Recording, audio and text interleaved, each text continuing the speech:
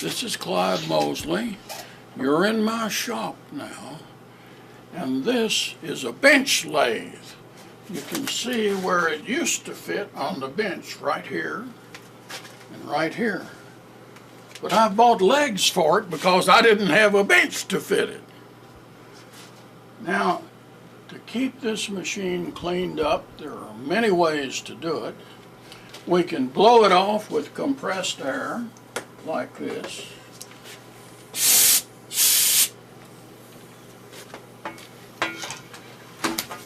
We can also brush it off with a brush and a dustpan. And when you get to the hard part of the work, you even get out the shovel.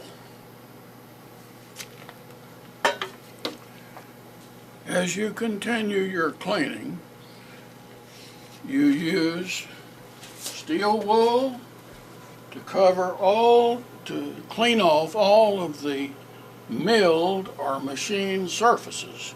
You can use sandpaper for this operation. Bring it to a smooth point, get all the gunk and sap off of it. You can even use solvents like this. Mineral spirits is frequently used to clean up. Then, as you're finishing the operation, you want to be sure that all of the machine surfaces like this and this, anything that's shiny that you cleaned off with the seal wool or the sandpaper, you want to go over with a coat of good wax, like that. Keep a good wax rag handy, and you buff it off with wax, and then polish it and bring it to a shine.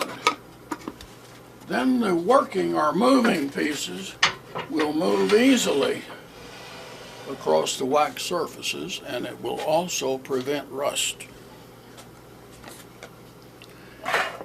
Keeping the lathe cleaned up is extremely important. You should clean it up at least once every day, especially polishing the mating surfaces.